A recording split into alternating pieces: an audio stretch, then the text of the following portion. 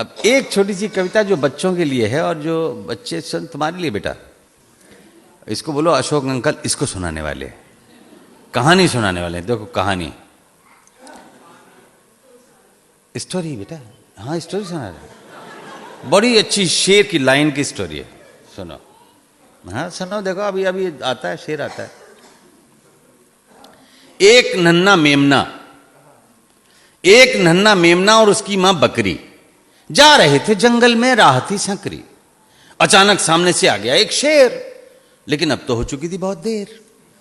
भागने का नहीं था कोई भी रास्ता, बकरी और मेमने की हालत खस्ता। उधर शेर के कदम धरती नापे, इधर ये दोनों थर थर कांपे। अब तो शेर आ गया एकदम सामने, बकरी लगी जैसे तैसे बच्चे को थामने। तो छिटक कर बोला बकरी का बच्चा, शेर अंकल क्या तुम हमें खा जाओगे एकदम कच्चा? शेर मुस्कुराया, उसने अपने भारी पंजा मेमने के सर पे फिराया, बोला हे बकरी कुल गौरव, आयुष्मान भव, चिरायु भव, दीर्घायु भव, कर कलरव, हो उत्सव, साबुत रहे तेरे सब अवयव।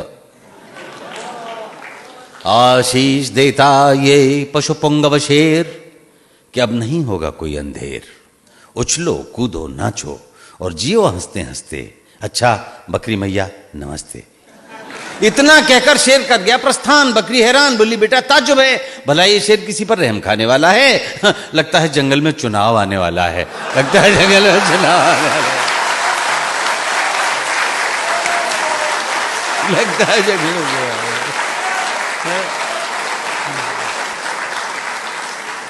तो ये तो बात बन गई। अब बच्चे को दूसरी कहानी भी सुना दूं, उसको भी अच्छी लगी। यही मोहब्बत बनाए रखिएगा। हाँ, पानी से निकलकर मगरमच्छ किनारे पर आया, इशारे से उसने बंदर को बुलाया। बंदर बोला खो खो, क्यों क्यों, तुम्हारी नजर में तो मेरा कलेजा है।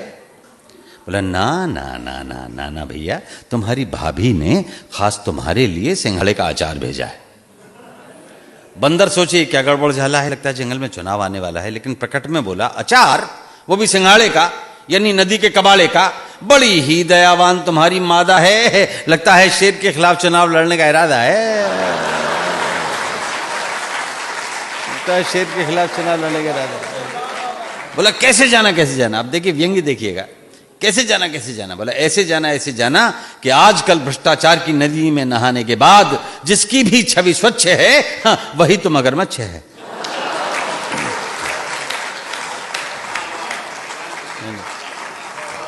एक और दृश्य शायद आपको देखने को मिले निकट भविष्य में। शेर ने कुएं में झांका, वहां पहले से बैठा था एक शेर बांका। ऊपर वाले शेर ने दहाड़ लगाई, प्रतिध्वनि नीचे से आई, मत समझना मुझे अपनी परछाई, बहुत देर पहले का आया हुआ हूं, तुम्हारी महत्वाकांक्षाओं का सताया हुआ हूं।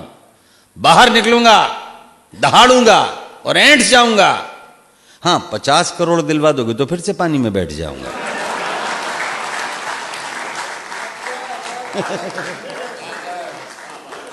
एक और कहानी देखिए, जातक कथाएं प्राचीन काल में लिखी गई है, नए संदर्भ है। एक रोटी का बंटवारा कराने के लिए आई दो बिल्ली, समझिए एक पश्चिम बंगाल की एक तमिलनाडु की, समझने में क्या जाता है।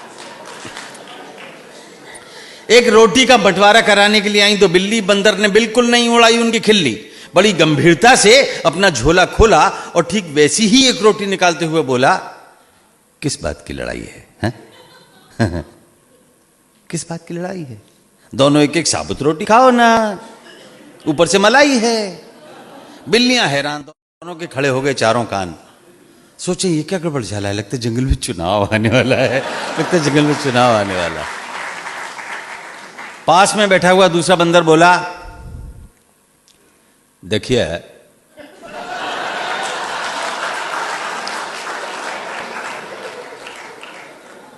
क्या है, और ठीक पहुंचाना है, और तुमको ये रहस्य बतलाना है कि जो असंभव था वो संभव हो गया है। भेड़िया दल भ, गीदड़ दल ग, तेंदुआ दल तू और घोंदुआ दल पू का हमारे बानर दल में विलय हो गया।